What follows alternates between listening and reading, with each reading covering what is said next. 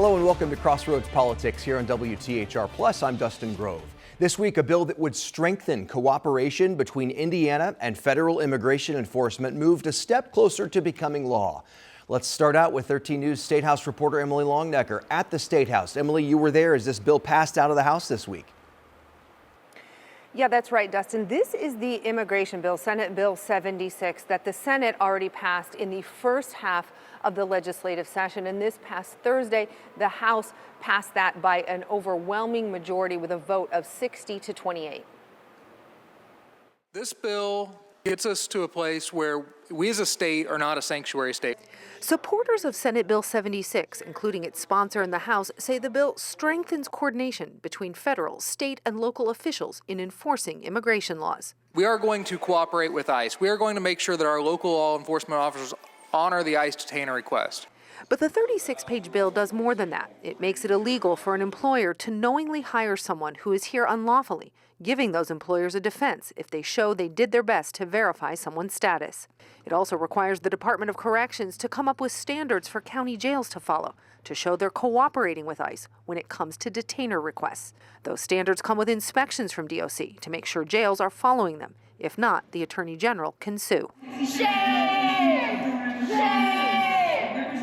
Outside the House chamber Thursday, protesters voiced their opposition to the bill.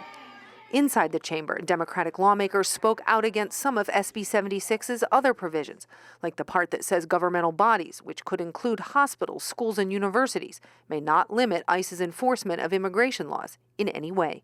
Why are we in a hurry to put every level of government at the disposal of this agency? With their track record, open your eyes. You see it. We want to put our local enforcement people, our school teachers, our hospital workers, okay, under the control of and compelled to comply with the orders of people who can't even show their face. This is what we want. Our police don't do that. House Speaker Todd Huston said Senate Bill 76 is about aligning Indiana with federal law. We want people that are here legally to stay here legally. We certainly want people that have committed criminal acts to be, to go through the ICE system. That's what this is intended for. Now, because the House made some changes to the Senate's original immigration bill, it has to go back to the Senate, where lawmakers there have to decide if they agree with the changes that the House made. House Speaker Todd Huston said this week that conversations are already taking place between the bill's author, Republican State Senator Liz Brown, and the bill's sponsor in the House, Republican State Representative J.D. Prescott. So at this point, this is, not over yet. Dustin? All right, Emily, thank you. I want to bring in Capitol Chronicle editor Nikki Kelly. This has faced passionate opposition from Democrats, but in the end, in the final vote, we saw some Republicans break against it as well. Yeah, 3 Republicans voted with the Democrats against it. I think, none of them talked, so I don't know their specific reasons, but I think some people are a little uncomfortable with the amount of power it places in the Attorney General's office to go after schools, universities, local governments, that type thing. And Democrats did pass a few amendments to this bill. Do you expect any problems with that? And what are the hurdles, you think, getting those through? Yeah, I think the amendments were pretty targeted and small, so I don't expect huge discussions. We'll see if they go to conference committee or not, or if the Senate can just concur. Obviously, they did beef it up in the House compared to the Senate version that Senator Liz Brown introduced, and it's more like last year's version that she did not hear back then. But she's in the middle of a pretty steep primary fight, so she might just accept those and go. Okay, thank you. Well, this week we also learned that ICE was setting up a new office in Carmel. This would be an administrative office. Ella Rhodes looked into that. She spoke with city officials about the sudden and, to some, surprising development. The city of Carmel says ICE will open administrative offices there. City Council President Matthew Snyder says he first learned about it from residents. Well, it was a little bit of shock, and it's not really a reflection on ICE as an institution so much, but Why here? Why now? The city says from its, quote, understanding, ICE has rented space, end quote. Snyder does not know when or where within Carmel this will happen. Administrative offices? Sure. I mean, we're centrally located. We're a wonderful crossroads of America, and Carmel has office space available, so perhaps that made sense. But just kind of understanding the intent and the reason, I think, would have been helpful early on. There are more questions than answers that Snyder says he would ask of any business moving to Carmel. We have no say in this. There's nothing the city can do at any level to promote them coming here or keep them from coming here. That is 100% out of our hands. Some people here in Carmel tell me they're in favor of ICE opening administrative offices here, while others say they're against it. Overall, people didn't want to share their thoughts on camera because they're worried about potential repercussions with their jobs, and others say they just don't know enough about it. This comes just after Hoosiers protested ICE earlier this month. Snyder says in the last 24 hours, he received dozens of concerned phone calls and emails from Carmel residents. The unfortunate reality is that it's created fear amongst many of our citizens. And whether that fear is based in reality or it's been kind of trumped up by just media coverage doesn't really matter to me, because fear is fear. 13 News reached out to ICE multiple times but has yet to hear back. In Carmel, Ella Rhodes, 13 News. And we want to clarify again regarding ICE that Carmel city officials tell 13 News this is for administrative use. We've also been able to confirm since Ella's report that the office will be just northeast of the interchange between 465 and 31 on the south side of Carmel. So if you're driving north on 31, you go under or over 465, it would be on the right there. More to come here on Crossroads Politics. We are in the midst of the greatest crisis of our time. The push for Haley's Law makes its way into the legislature. The big names lining up in support this week. And another tenant moves to the controversial Leap District. Governor Braun welcomes Meta to the project as the shovels hit the dirt. But first, medical debt isn't a choice, it's a price people pay for getting sick. something so many of us can identify with, making sure Hoosiers fight their illnesses and not a mountain of debt. It's next. Welcome back. 1 in 5 Hoosiers is affected in one way or another by medical debt. This week at the State House, Hoosiers told their stories about how an unexpected illness cost their loved ones financial stability. And Emily, they're also calling on lawmakers now to prevent that burden in the future. They certainly are, Dustin. You know, there was a handful of bills that dealt with medical debt filed at the beginning of the session, but only one, Senate Bill 85, has made it through to the second half. Medical debt isn't a choice, it's a price people pay for getting sick. And when that happens, the people you see here believe the person who gets sick should focus on healing, not be constantly worried about losing everything because of medical bills. Medical debt should never be a part of decision making for your life. Christine Yoder knows how hard that can be, though. She lost her brother to kidney disease because he couldn't afford to treat it. His death certificate says that he died from cardiac issues. I promise you, he died because of medical debt and putting things off until he just didn't have any choice. Wednesday, Yoder joined other Hoosiers and advocates, urging lawmakers to pass legislation that deals with medical debt. Senate Bill 85 puts limits on how hospitals collect unpaid medical bills. Under the bill, liens cannot be put on people's homes to collect an unpaid medical debt. The bill also caps how much someone's wages can be garnished to cover medical expenses. SB 85 also requires hospitals to offer patients a payment plan if they meet certain income guidelines. I think having the opportunity to negotiate a payment is fair. Nobody's asking for free health care. We're asking for the ability to be able to just take care of it. Yoder's brother isn't the only family member dealing with overwhelming medical bills. Her 13-year-old grandson has been fighting cancer for 5 years, and the medical debt has piled up there, too. Debt stacks up, and when it continues to climb, then you have all of your resources and you're trying to figure out who gets them.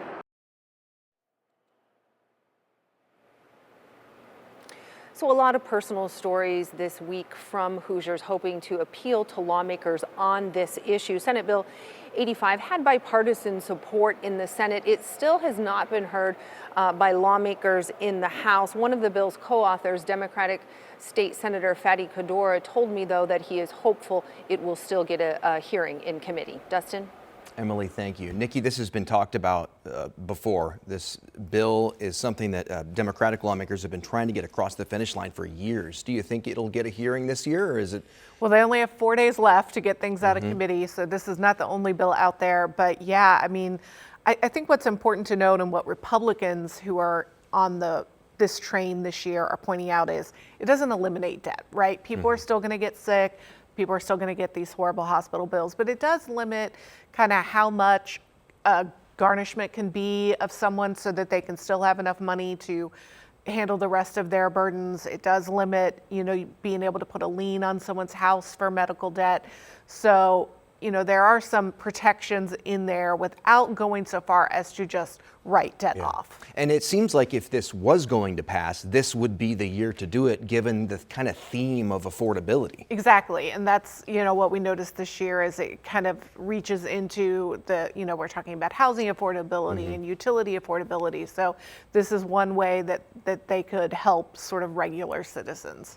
Well, more to come here on Crossroads Politics. Right now, there are 121,000 Hoosiers, 65 and older, living with Alzheimer's disease. Even more, 219,000 helping care for family members living with the disease. And again, those numbers are just for Indiana.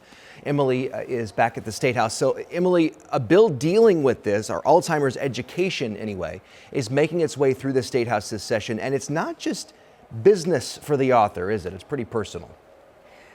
Right. The bill's author is Democratic State Representative Greg Porter, and he knows firsthand how devastating this disease can be for a family. His mom had Alzheimer's, and under this bill, the Indiana Department of Health would help teach people about Alzheimer's and dementia. The bill's author, Democratic State Representative Greg Porter, knows firsthand the toll the disease takes. His mother, Carmen, had it before she passed away in 2024. I had two different moms. I had my mother before this disease hit, and I had a mother afterwards. Porter says his bill would ensure that Indiana's Department of Health works with national organizations to share the latest information on the disease. That would happen through public outreach as well as educational materials on the Department of Health's website. The health department would also be able to accept grants, help, or donations from public or private groups to help with education.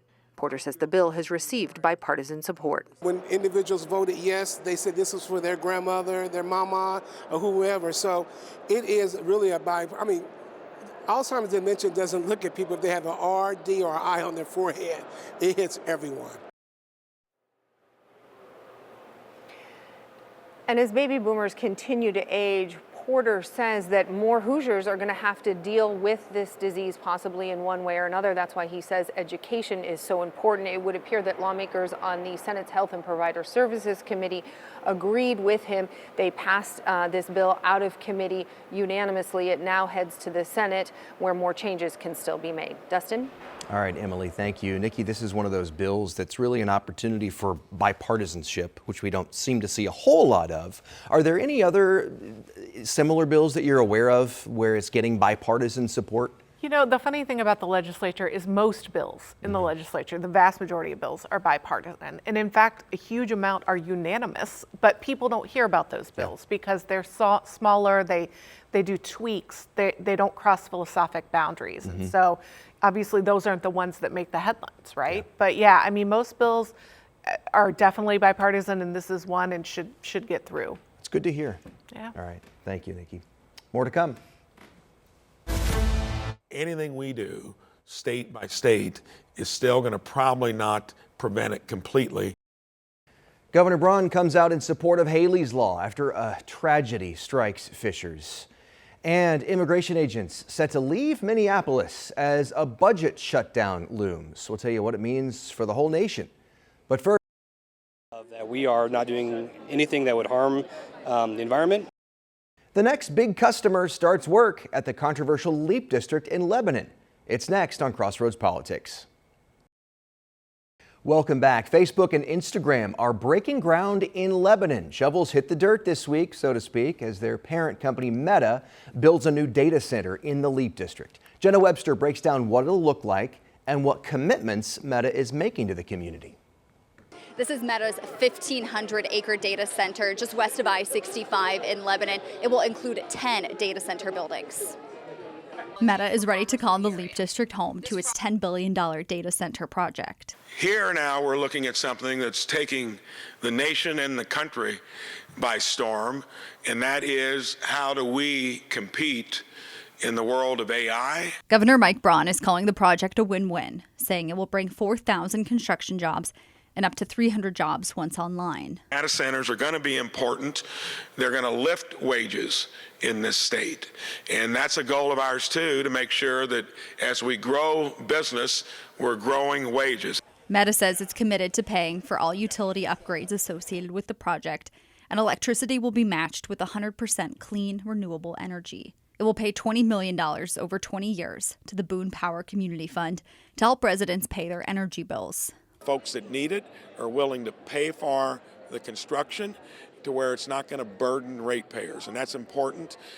That way you can get the benefit of the economic development without getting into the affordability issue. Residents have voiced concerns over how much water the Leap District could use. Meta says this data center will be a closed-loop water system. This means for the majority of the year, we're going to actually use zero water. So we're minimizing water usage as much as possible, and for the water we do use, we're committed to restoring 100% of that here locally in the watershed. We are not doing anything that would harm the environment. You know, we're not incentivized to do that either, right? We want to make sure it's sustainable and protected, and there's a lot of protections in place, a lot of regulations to ensure that people aren't harmed by it. Lebanon Mayor Matt Gentry understands not all residents are behind the project, but believes Meta's community donations are good for the economy. Meta expects to have the data center online end of 2027 or early 28. In Lebanon, Jenna Webster, 13 News. All right, so we've got Lilly and Meta. Are you aware of any other? There haven't been any other announcements. Nope, for that those are the district two yet. that are officially attached to Leap so far. I mean, there are probably discussions going on with code names and things like that. I'm sure they're looking at future tenants, but those are the two big ones so far, and both of them are very massive. They sure are. Yeah. When you hear a data center, right? They're bringing a data center, and no, it's actually 10 data center buildings. It's a campus, really. Yeah, it's a whole campus. Yeah. And so it's pretty incredible. That's a good point, because I've had people say, well, I drove north on 65 toward Lafayette, looked to the right, and it's like an entire city of buildings there. Because you hear Meta, you hear Lilly, and you think two buildings, but it's a whole lot more than that. Yeah. All right, Nikki, thank you. After what they've done to my state, that's not in the cards for me. The Department of Homeland Security is about to run out of funding. The showdown over immigration in Washington still ahead. And two Indiana cities are getting set for a showdown with the State House, while lawmakers are fighting back against rental caps. We'll dig into that. But first, The internet and social media are the devil's and predators' playgrounds. some of the most emotional testimony of the week. The parents of 17-year-old Haley Busby head to the State House to demand change after their daughter's tragic death. It's next on Crossroads Politics. The overwhelming support we have received from all corners of this state is not only a testament to our beautiful daughter, Haley, but also a powerful cry for action. A cry for action. That is Bo Busby pleading with lawmakers to do more to protect kids after his 17-year-old daughter Haley was abducted from their home in Fishers and killed in Ohio. On Tuesday, the suspect connected to her case was indicted on federal child sex crimes in court in Ohio. As prosecutors seek to bring him to justice, lawmakers here in Indiana are hoping to protect Hoosier children from similar crimes. Haley's family has been pushing for a Haley's Law to do just that. And this week, Emily, that work began. Yeah, it did, Dustin. And lawmakers here at the State House say that this is really just the beginning. Now, as you said, this past Monday, the Busbys were here at the State House. They testified before the Senate's Education Committee, and they were advocating for new language to be added to a bill. That change would make it harder for kids to get on social media. The amendment would require Hoosiers 16 and younger to have verified parental permission to open up a social media account.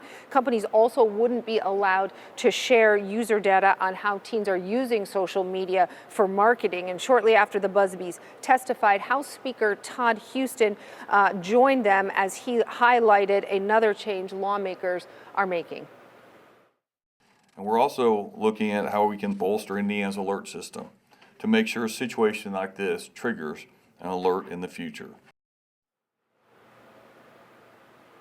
That amendment expanding Amber Alerts passed unanimously in the Senate's Criminal Justice Committee. It was added to another bill, House Bill 1303. It would expand the definition of a missing child to include anyone who is believed to be a high-risk missing person. So that would mean they automatically qualify for an alert, though there would still be some discretion. For instance, if investigators are worried an alert might cause a suspect to hurt a child, that would be an instance like that. So 1303 now goes on to second read with the full Senate. That's where more changes can be made to this bill. If it ultimately passes the Senate in a final vote, this bill would still need to go back to the House, the bill's original chamber, and that's where lawmakers there would have to agree with the changes made by the Senate. Dustin? All right, I know you'll keep us posted. Emily, thank you. Lawmakers this week heard from parents who are desperate to protect their kids from dangers online, some whose children have died. Bo Busby, whose daughter Haley was killed after being lured online, urged lawmakers not to let the moment pass. We are in the midst of the greatest crisis of our time. We are losing the fight to protect our children.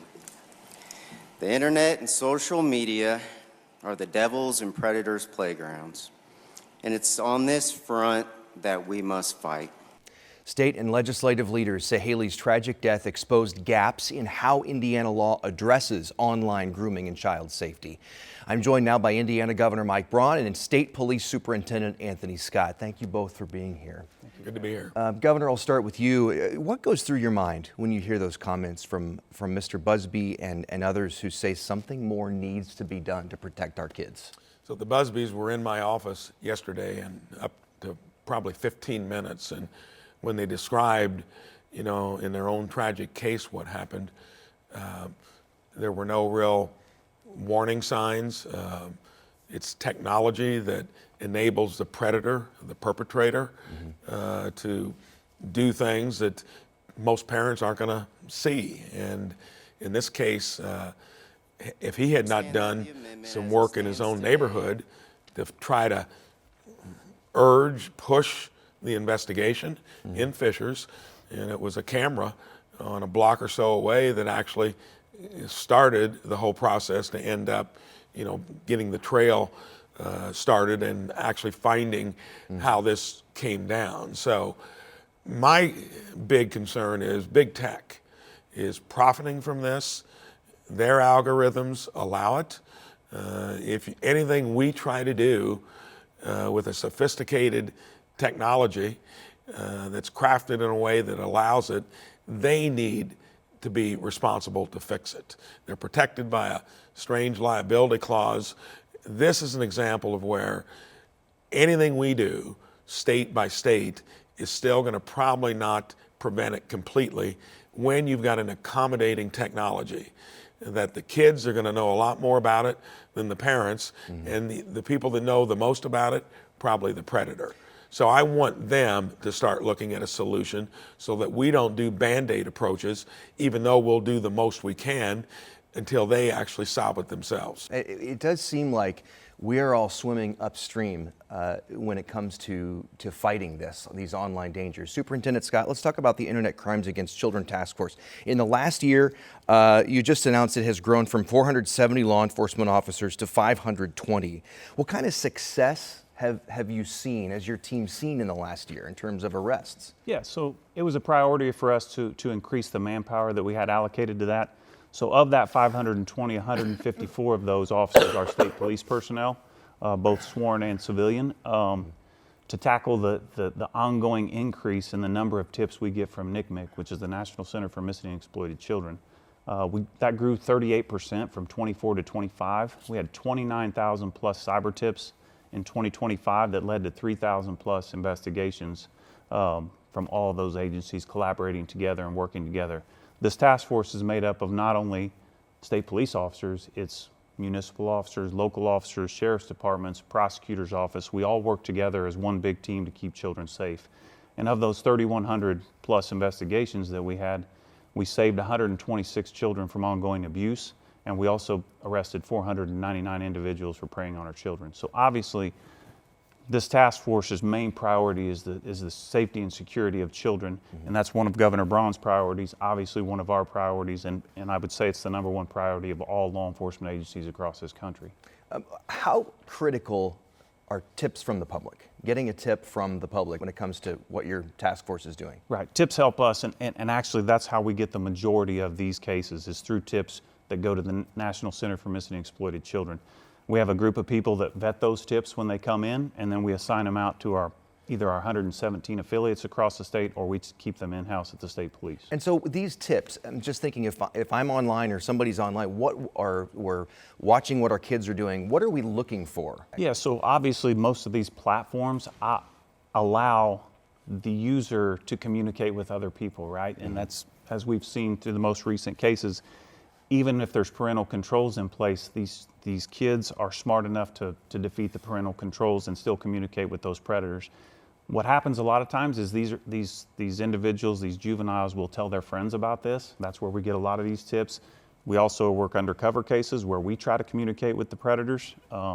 Many different ways that we can come up with these investigations. And this task force has tips for parents online, right? Yes, I'm it the does. parent of 3 kids. Yep. Where do I learn more about this? Yeah, there is actually a website that we can share with you. It's listed on our webpage and also the Internet Crimes Against Children webpage. Governor, I'm curious to know, what more do you think needs to be done from a legislative standpoint? You said a lot of this would be Band-Aids, but what more overall should be done? Senate Bill 199 is going through, and hopefully it's going to be amended aggressively, because I'll go back to what I said earlier.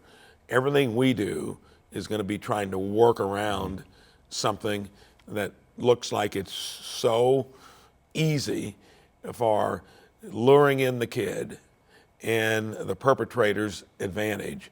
They've got to fix it. So we can do a lot of stuff that will be within, and then inevitably you'll get into issues where there's somebody thinking that you're being too restrictive. I'm really going to keep the pressure highlighted on the folks that profit from it. Every legislature across the country is going to probably be trying to find fixes. We'll look there. This kind of mushroomed around the Busby case to where we want to do something because it happened in our own backyard. Right. And doing it this quickly doesn't mean that we're going to let it rest. We got a whole year when we come back in 27 to see what big tech actually does and then come at it again. There's a proposal right now that would require social media providers estimate a user's age using algorithms. They can figure that out pretty quickly to identify Indiana users who are under 15, and then they'd have to get parents' permission before allowing those accounts to continue. Is that what you're talking about? Is that a start? That's a start. And then again, we're working around a technology that who knows what might happen in terms of the people that understand it better to evade it. I really think that it needs to be everyone weighing in. States are going to do it, but we got to realize that it's the underlying technology that if they don't do something that prevents it themselves, who knows if we'll craft that right solution. Because there's so much ingenuity being put into it because, again, the kids, we can't keep an eye on everything that they do. They're astute when it comes to the technology, and sadly, the predator even more so. Yeah. Who do you think failed Haley Busby here? I mean, I think it's something that we all are concerned with. That is such a graphic example of where attentive parents, didn't see anything. And then when it came to actually trying to remediate it, to go quickly to see if you could find the lost child when it gets to that point, then it wasn't exactly, law enforcement doesn't really understand it well enough. And if he had not put in a lot of effort in his own neighborhood. Her father you're talking about? Yes, Bo. Yeah.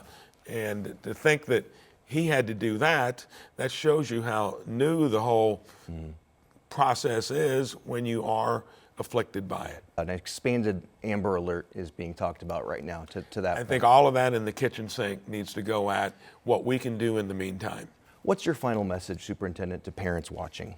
Yeah, so I would say use the parental controls. They are a start, and talk to your children. As a father of 2 grown adults now, I had a daughter that went through high school and knew about these apps, and we're on these same apps. I would just say, talk to them, know them, know who they're communicating with, and know who they're leaving with, and if you can. Obviously, it's a very tough thing because you can take a phone to your room and communicate with people all over the world and nobody knows, even if the parents are doing everything right. Yeah. You can lock your door. You used to be able to keep the world out. Now you got the world inside. Yeah. You can't keep them out. And I think it's important for society to know that we are targeting these predators who are taking advantage of our children. And it's important that when we do catch them, that justice is served and they are given the appropriate sentences, and that's happening in Indiana right now. All right, and we've got those tips from the Internet Crimes Against Children Task Force on what parents can do on our website. You can check it out at WTHR.com. Gentlemen, thank you for being here. Really appreciate your time. Thank you. You bet. And you can learn more about the disappearance of Haley Busby, the impacts from the State House to the classroom and the federal courtroom in Ohio. And our new special, it's streaming on demand right now on WTHR Plus. If we copied those ordinances in every community, we would have a shortage of rental stock available for people. More communities are talking about this. Still ahead, the pushback against rental caps in 2 of Indiana's wealthiest cities. But first, we want to fund the Department of Homeland Security, but only a department that is obeying the law. a looming budget shutdown, another one. The big move as the agency's funding gets close to running out. Next on Crossroads Politics. The Department of Homeland Security is barreling toward a shutdown after a Thursday night funding bill failed. NBC's Alice Barr explains the changes the department is making under incredible public pressure. The clock is ticking again to another partial government shutdown, with the Department of Homeland Security set to run out of funding at midnight tonight. The motion is not agreed to. Tensions flaring in the Senate when Democrats rejected a short-term extension, holding out for major changes to immigration enforcement operations. We want to fund the Department of Homeland Security, but only a department that is obeying the law. A TSA agent is going to go without a paycheck. Why? So that you can posture politically. I'm over it. TSA, FEMA, and the Coast Guard will all lose funding under a DHS shutdown, though most employees will keep working critical jobs without pay. Air travel could be affected, with TSA agents once again under strain, and Congress out for a week-long break. If a deal is struck, we will get everybody back here to vote on it. ICE and Border Patrol are at the center of the dispute, but they still have access to a big pot of money from the big, beautiful bill. Democrats are demanding long-term changes, including requiring judicial warrants to enter private property for immigration operations and stopping agents from wearing masks, some of which President Trump called very hard to approve. We have to protect our law enforcement, very important. All as the president's border czar announced an end to the surge of federal immigration officers in Minneapolis, where the shooting deaths of 2 American citizens touched off uproar over DHS tactics. This idea that we're going to continue to fund them at this level after what they've done to my state, that's not in the cards for me. New overnight, a federal judge ordered the Department of Homeland Security to grant immigrants detained in Minnesota access to lawyers right when they're taken into custody and before they're transferred anywhere out of state. The judge finding the administration likely violated detainees' constitutional rights at one holding center by preventing that access. In Washington, Alice Barr, NBC News. And at the same time, DHS is facing a lawsuit after a Customs and Border Patrol agent shot a woman multiple times in Chicago last year. Charlie Wojciechowski has the new evidence released by a judge and the lawsuit targeting that agent. We're going to make contact and we're boxed in. We are boxed in. Federal agents recorded on their own body camera video the day one of them shot Miramar Martinez 5 times. We've been struck.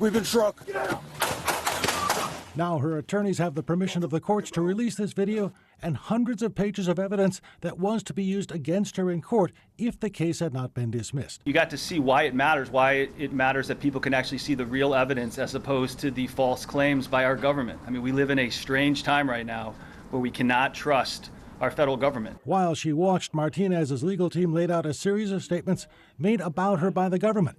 Statements they say the evidence disproves. To have your own government call you something as hurtful and as harmful as a domestic terrorist when you know you're not is just unacceptable.